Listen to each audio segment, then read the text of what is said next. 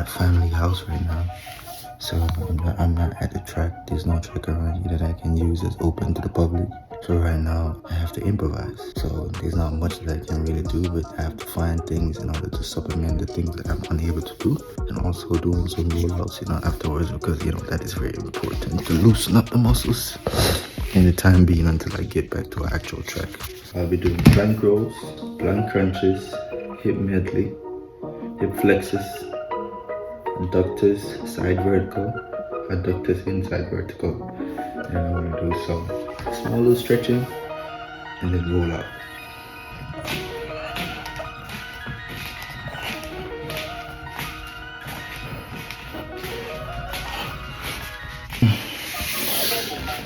I remember when I used to be able to do all this stuff very easily, man. This has definitely become a lot harder.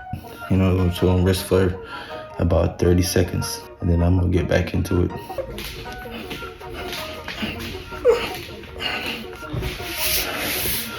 Alright, almost to the plank rows. These are important for stability in the core section. What I believe is for the side to side motion when you're sprinting.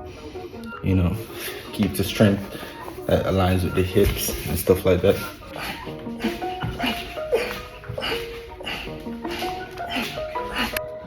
Alright, next exercise is plank crunches. First, I haven't done this one in a while.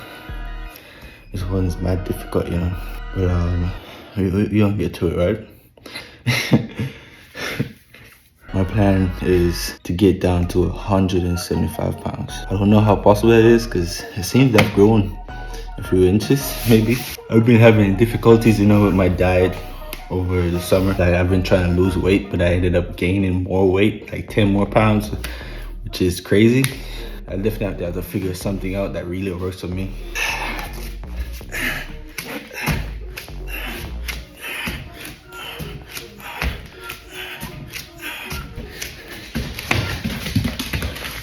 Oh, Starman.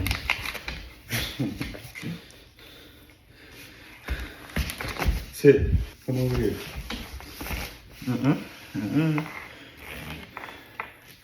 Wait. All right. Let's get another sit.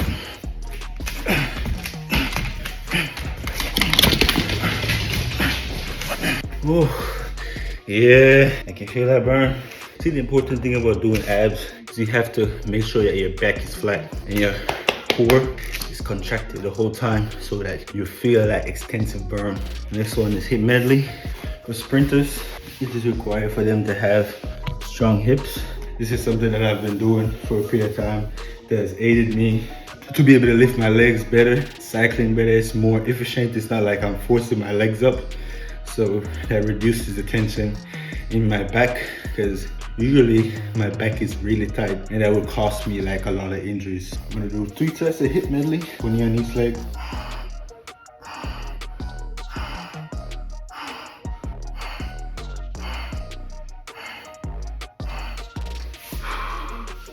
Man, I can really feel the burn in my core.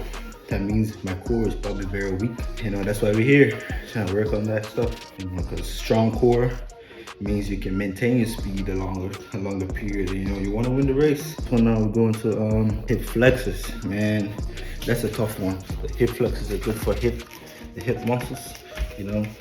These help you with lactic. That's what I think it is.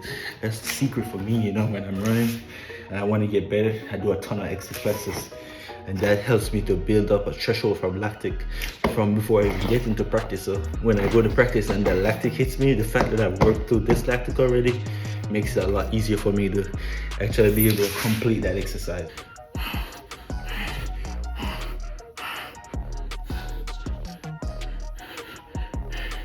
And that's the first set. Go rest for 30 seconds. And I'm gonna get back at it again. Whew. Yeah. Make sure you engage your core. Back is flat. Engage your core so you can use these hip muscles.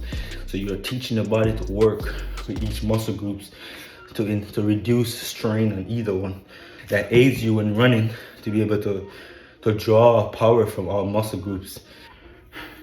Oh man, I can feel the tightness getting in there. Oh,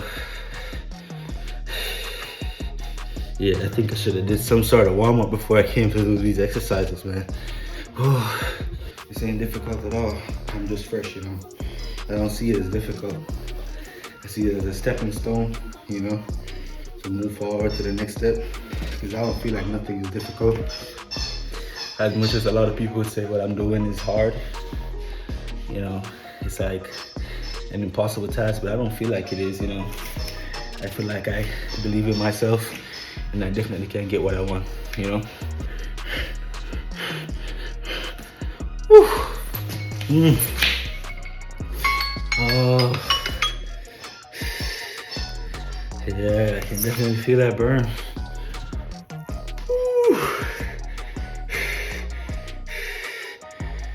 So this is for the inside, raise the hips up. So what I like to do is this kind of exercise.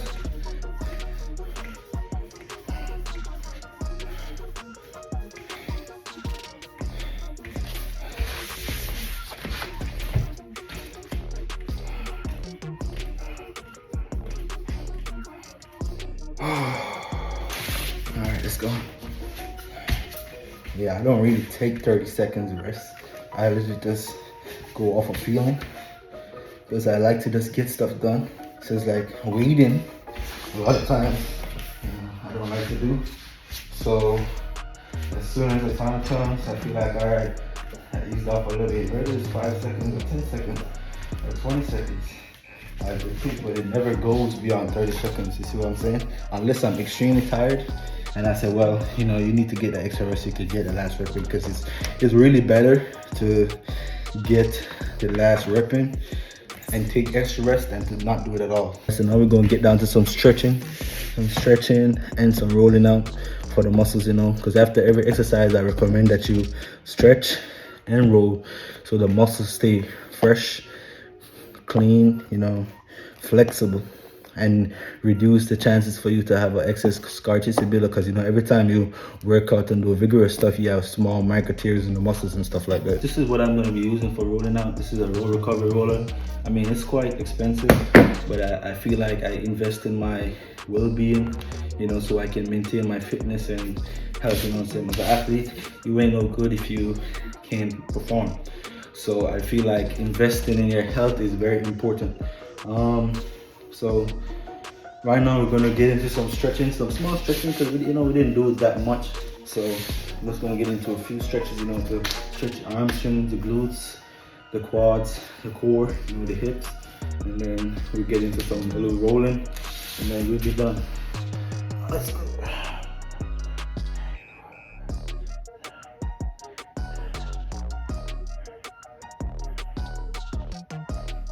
Yes, I know I'm not flexible, you know. Write down in the comment section if you think you were flexible when you just started. Because you know me, yeah, I might have run fast, but I'm really not a flexible athlete, you know. So that's why I'm here. I'm working on that.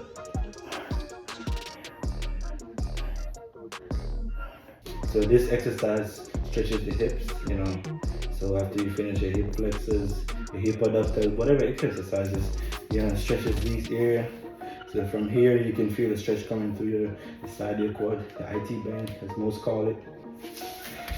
I've heard and I've experienced that the IT bands do cause a lot of problems if you don't stretch them, you know, because it used to cause hamstring pain for me and knee problems. So as long as I keep the areas stretched, you know, my hip stretch, my quad stretch, my calf stretch, I usually don't really feel any issues, you know.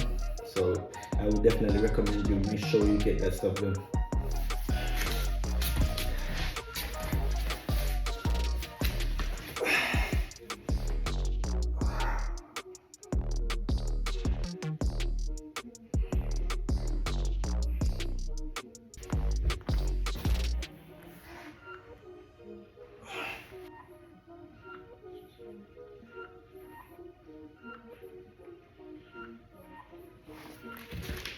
Alright, I use that to stretch, you know, my ankles and stuff, my quads.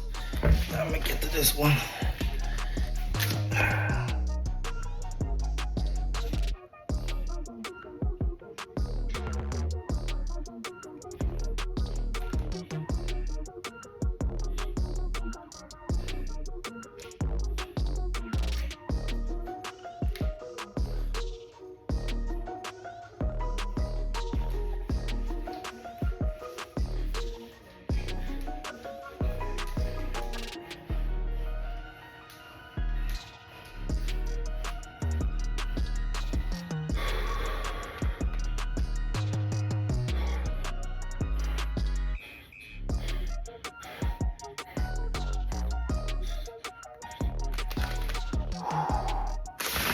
All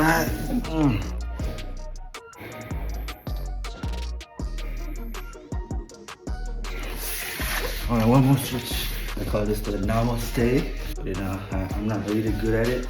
Like I said, flexibility is not really there. That's how I'm gonna call it. So, you know, I'm working on it. There you guys, you know, thank you for coming out with me today. You know, thank you for supporting me. Keep supporting me as I go along this journey. You know, I really appreciate it. You know, all right, guys, I'll see y'all soon.